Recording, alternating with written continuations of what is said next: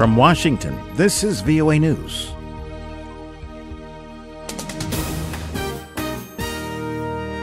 I'm Tommie McNeil reporting. U.S. President Donald Trump says he wants his summit with North Korea's leader to go well. We will be doing everything possible to make it a worldwide success, not just for the United States or South Korea or North Korea or Japan, but for the entire world. Meanwhile, as AP correspondent Shirley Smith reports, the future of some Americans in North Korea could be up for discussion soon. CIA Director Mike Pompeo raised the plight of 3 U.S. citizens held in North Korea during his meeting earlier this month with the North Korean leader Kim Jong Un. This is according to a senior White House official who wasn't authorized to publicly discuss the sensitive talks and did speak to the Associated Press on the condition of anonymity. Yesterday, President Trump said the U.S. and North Korea are negotiating for their release.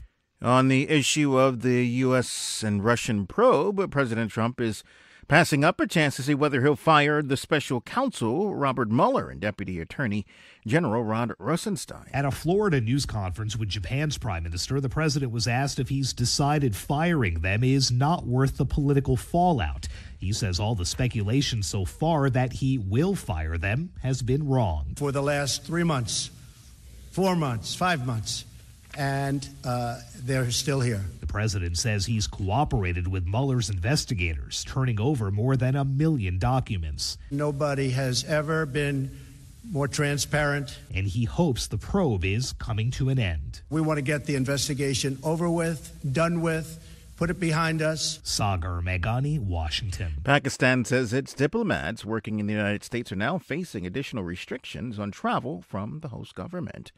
This is VOA News. Miguel Diaz-Canel has been named Cuba's next president, marking the first time in 60 years a communist-run country has had a leader outside the Castro family.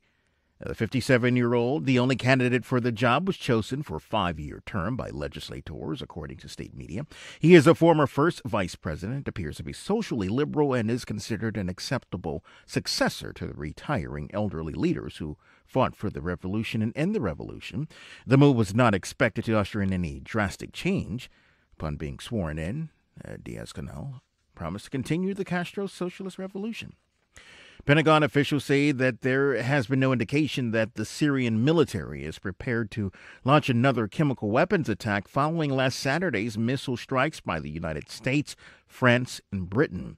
But Washington and its allies remain vigilant. The head of the Organization for the Prohibition of Chemical Weapons said a large crowd gathered at Site 1, and the UN Department of Safety and Security advised that the reconnaissance team should withdraw.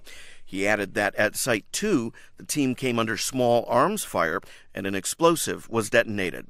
A UN source told VOA none of the UN security team members were injured during the incidents.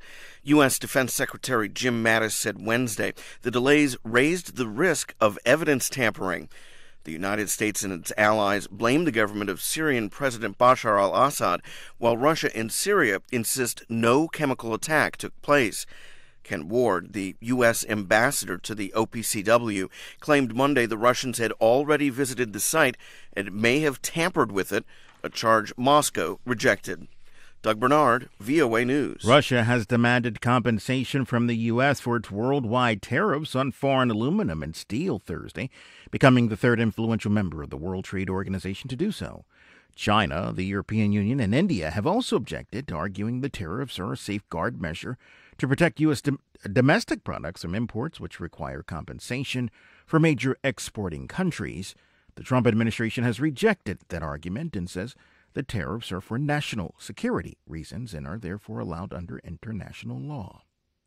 Pakistan's unilateral fencing and construction of new observation posts on the long border with Afghanistan are progressing smoothly, and that's despite recent deadly clashes between the two countries and traditional terrain-related challenges. The massive military-led effort to secure the more than 2,600-kilometer largely porous frontier began in early 2017, and since then a pair of 3-meter chain-link fences with a 2-meter gap topped with barbed wire has been installed along 200 kilometers of the border. I'm Tommie McNeil, VOA News. That's the latest world news from VOA.